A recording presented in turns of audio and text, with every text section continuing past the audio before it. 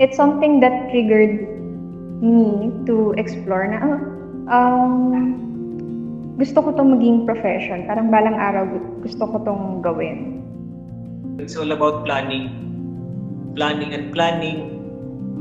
It takes time talaga para makabuket concepts. Kasi ito ang pinaka-typical din architect, nag-iihan talaga kami planning. While architects are on the design planning, space planning, tapos wag natin i-highlight masyado na dapat aesthetics lang yung focus natin. Dapat it answers always the trinity of architecture.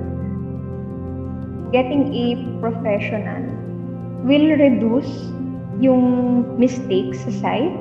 And of course, yung sabi nga nila, di ba, nakamura ka nga pero mapapamura ka naman. Once the best planner ka, tapanin mo kasi nakikita niya actual na kita mga ni architect. In the field of design, construction, built environment, you are actually expected to provide a solution. Ito yung realities of the profession na you won't be getting clients. Mas hoping nag-architect kaysa si belong to the built environment. Comparison tayo na profession. Marami kang makakalaban. Expertise is required.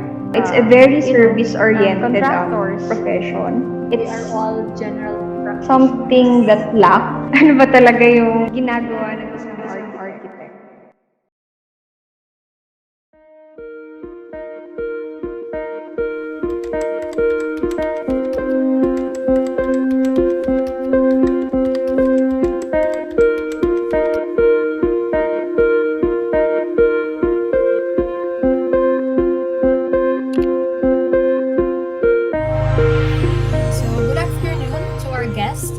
Team and a pleasant day to those listening. We're here right now in hopes of gathering some valuable insights about what it's truly like to be an architect. This is in partial fulfillment to our class in Professional Practice 2, focusing on the professional practice of an architect, led and taught by our instructor, Architect Edison T. Longco. I will be your Master of Ceremonies, Ms. Encina. Backed by our wonderful team, we have Mr. Bacol, Mr. Custodio, Ms. Herrera, Ms. Celeste, and Ms. Macanet. So once again, good morning, especially to our guest who is gracious enough to give us a part of her valuable time. Again, we welcome Architect Melanie N. Tolentino.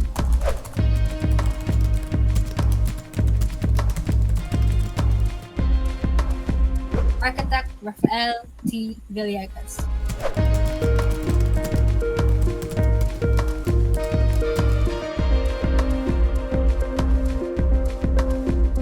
Architect Cyrene G. Savila.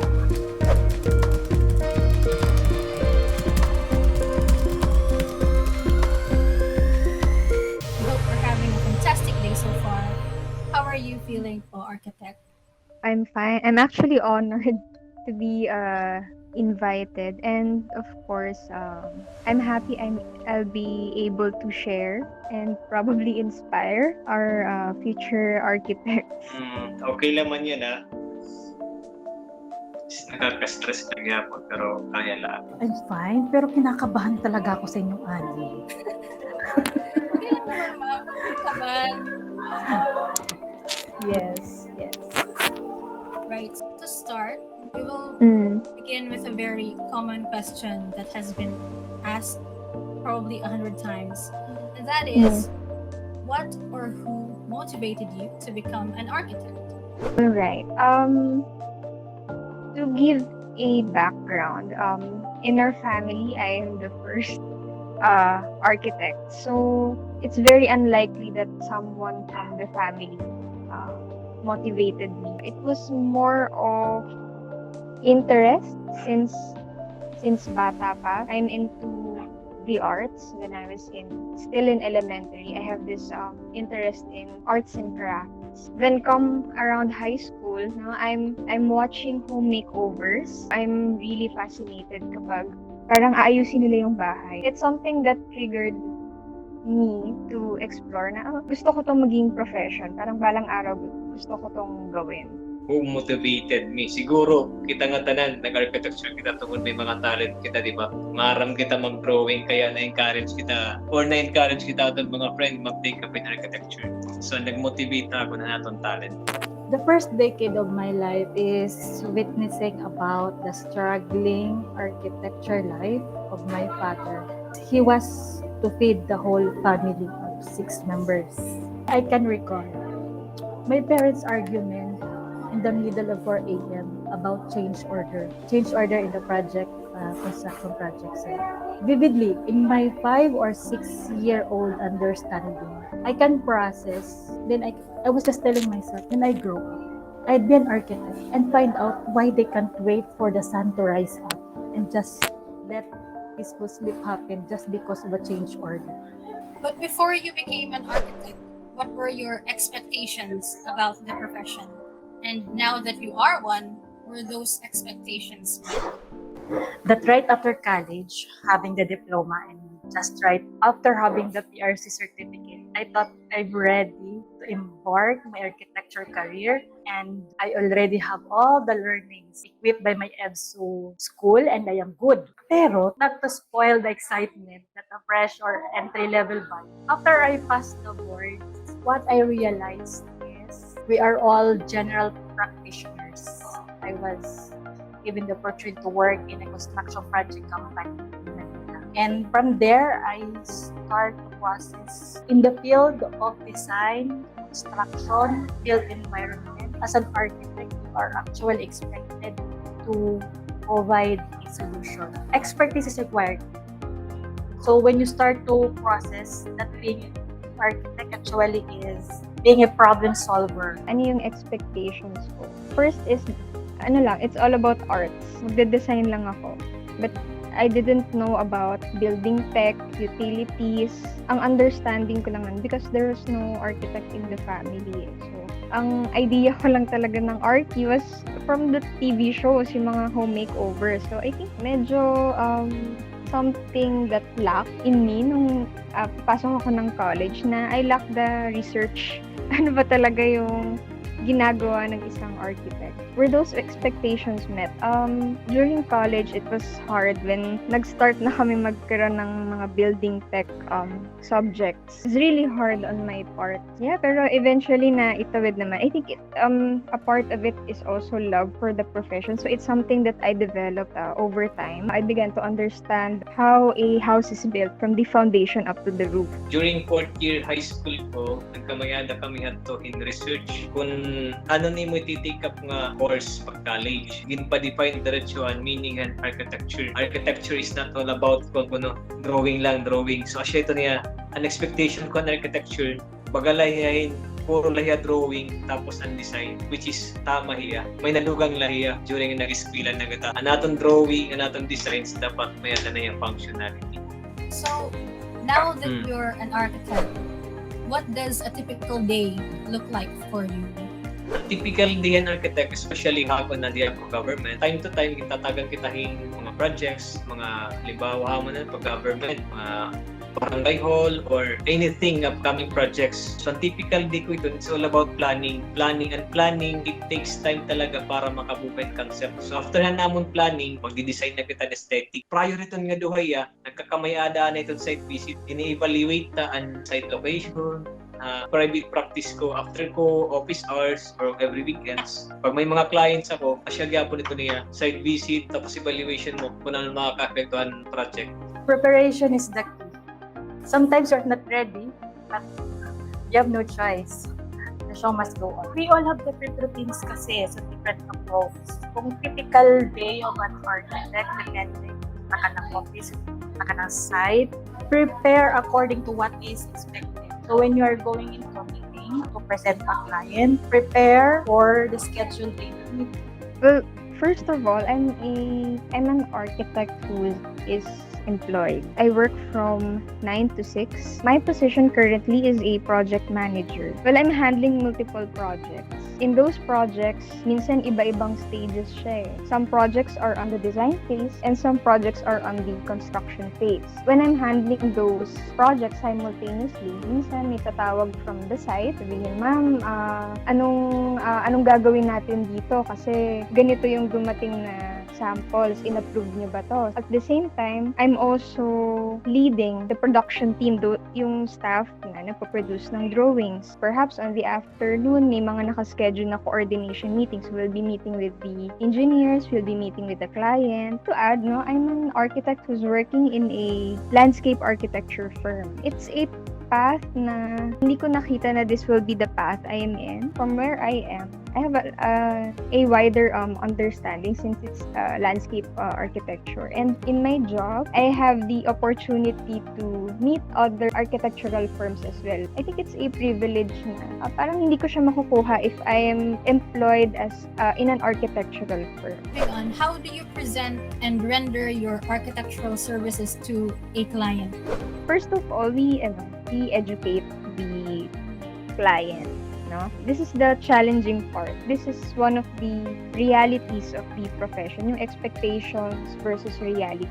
So, when I graduated, parang feeling ko, makakakuha ako agad ng clients, they will get my services. But when you break it down to them, especially the professional fee, nagsa-step back sila na parang, teka, architect, parang ang mahal pala nung service mo. May kakilala ako na ganito lang yung presyo or tapos yung architectural plans, papapirmahan na lang sa munisipyo. I make sure to educate the client kasi getting a professional will reduce yung mistakes sa site.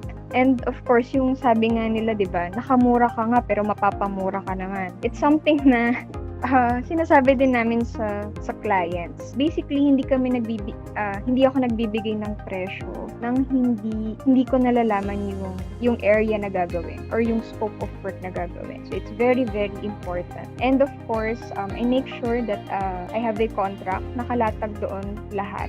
I-present ko talaga na akong sarili. Itutugtod to natong client talaga. Nga na architecture, dili lang talaga ito niya puro yung design. Nakita talaga na architect through planning. Kasi once the best planner ka, dapat na yung impact. Kasi nakikita niya actual na kita mga ni architect. Siya ngayon niya, hindi mo suga din niya. Kamay din ngayon niya functionality. May din ngayon niya purpose. First, you have to understand about the services of our profession. It is one key start as we go through facets of the career. Meaning, learning where your skills or your strengths is about. Because I said earlier, general practitioner after we graduate. You all know sorts about everything from design, history, utilities, building technologies, all sorts. It's supposed to say that you have a client that doesn't know much about architecture. How do you explain or educate this client about your profession and your designs? I'm trying to recall it. There were a time I had a client who doesn't know or have any idea about architecture. They already know a little bit about architecture. So I can't recall kung walang alam what the word or entails of an architect. Pero pinadefine sa akin what is the difference between engineer and architect. Sabi ko, engineers are focused more on bridges and the structural construction, while architects are on the design planning, space planning.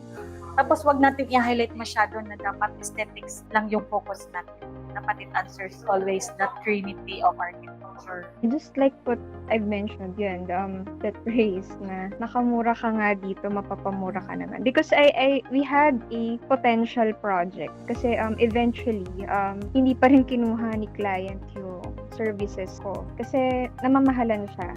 What happened kasi, pinaparenovate niya yung bahay niya. And eventually, parang napansin niya, parang pineperahan na lang siya ng contractor. Tapos hindi naman, tingin niya hindi quality yung gawa. Parang yung bahay niya, pinagawa niya ng extension for an apartment rental.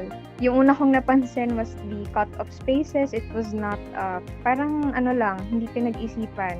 Parang if I will be the one who will rent there, it will not be a pleasurable experience. Also one thing, sinagad nila sa firewall yung extension na yon, in which we educate the client na, sir, dapat may may setback as much as possible. Of course, it's not about educating them about architects, but what can we do for them? It's all about services talaga. Yun, it was, I think it was a long afternoon of educating the client na sinasabi namin, sir, kaya that's the importance of getting an architect when you want to have your house built. Kasi our client was a doctor, no? So, marami na siyang naipon. And sabi namin, it's also protecting your investments. Kumbaga, you have saved a lot for this. Tapos malalaman mo na hindi mamimit yung expectations mo. You want the best for your clients. And yun lang, hindi namin sinasabi, it's not just aesthetics, it's also for your safety. Liable kami dyan for 15 years.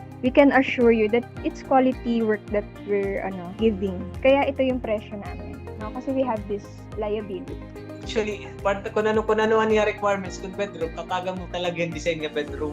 Dire mo yan pwede tagan pang kitchen nga design. So kung pan bedroom niya, tatagan mo yung triad. Ang triad na bedroom may dayagdaan, may daya closet, the same time may daya working table. To a more technical question naman po. What is your personal opinion towards RA 9266 and its implementation in your specific region? My permanent address is in Marabog, Samar. It's a 5th class municipality. We can only expect 5%, 10% people who can afford to ask help of an architect. And actually, they will not ask an architect because they don't know the first place or aware of an engineer to work on house plans. They will not ask an architect because it's a new term for them. The law, RA 9266, is dead use. Building is not a priority in the place. The people building there are not the people actually from that place. The people building improvements, doing improvements, development in the place is people from the city, from the region A. So that's the only introductory phase that the natives of the municipality being introduced to an architect. RA 9266. It's hard to actually introduce it in a place where they will not ask in the first place your help because they don't have the means to build. So that's it. It's not the priority in the first place. Well, in terms of RA 9266, I'm an officer din kasi in UAP Alabang. One of the milestones of the chapter is encouraging the LGU, educating yung LGU ng Muntinlupa into implementing yung RA 9266 na ang architectural plans are signed and sealed by an architect only. So here in Las Piñas, I'm still not yet aware. So I hope magawa siya in other cities and municipalities. Though I think others are already following it or strictly implementing it. Malaki ang role ng UAP when it comes to this, no? So I hope more LGUs will be educated about it. Hamon area talaga, based ako na ada ko LGU, ada ko building permit section. So, dire talaga effective ang RA 9266. Haya na. After ito nga RA 9266, sumunod ni House Bill. Actually, hamon chapter, i-discuss na ito namon niya. And during an NCA, na-discuss ito namon niya. Actually, dire talaga, nasusunod talaga ang RA 9266. Okay, so moving on to a more current topic po, sir. Has anything about your profession changed since the pandemic began?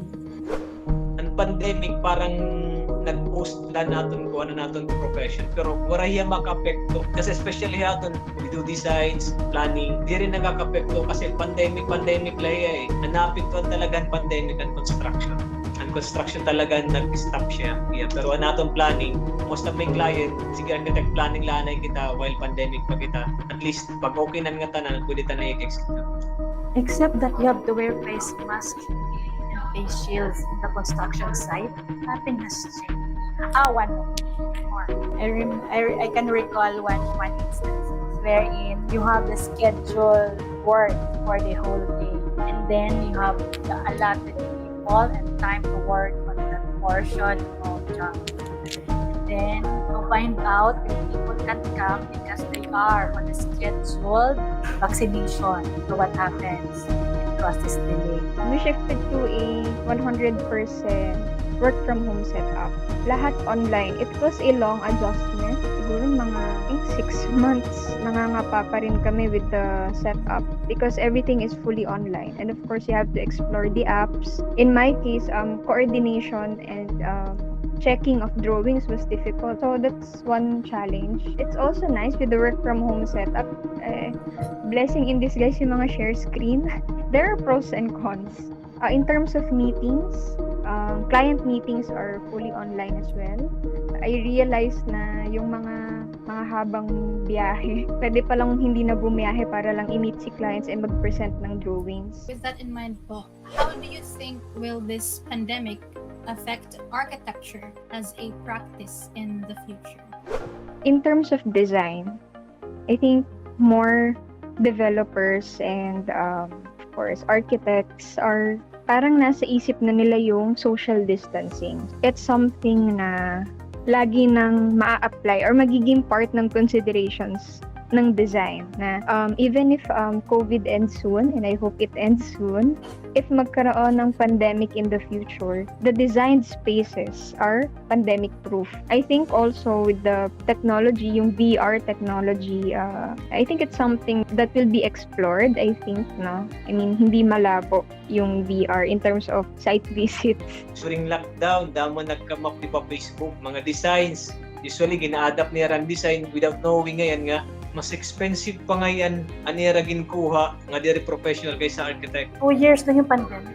Wala akong masyadong comparison except that we were not allowed to go out. So all the projects stopped and all that was possible during the first year of pandemic was create drawings, submit to client. Cannot go out to proceed with the construction. In the second year of the pandemic, nothing has changed actually except that all workers were required to wear face masks. It's for everyone to discover how construction will go in the next era. Before we end the interview, we only have 2 very important questions left to ask. What is the best part about being an architect?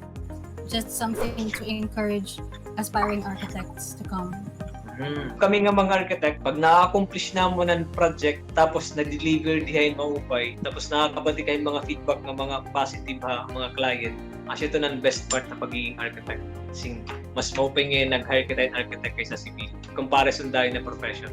The best part of being an architect is while being alive, when you are able to build a structure. While being alive, you can see already can we all say that every structure that we build or design is already a part of our legacy, diba? So we are fortunate as an architect that while we are still alive, we can see a part of a legacy. While others, they don't have the opportunity to see it. We wait for a lifetime to actually somebody define what legacy is for them. But for us, we belong to the built environment. While we are living, we are given the opportunity to actually showcase a part of our character through the buildings that we were able to build. Well, it's also a part of it is personal reasons din. Kasi I'm a person who loves to learn.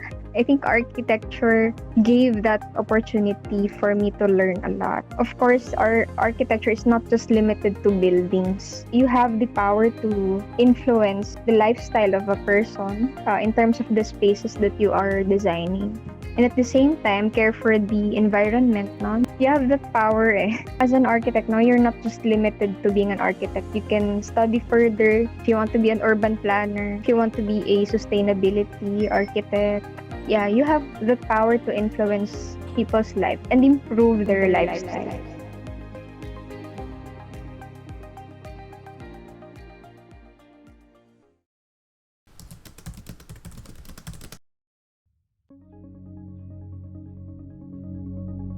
Just enjoy the journey.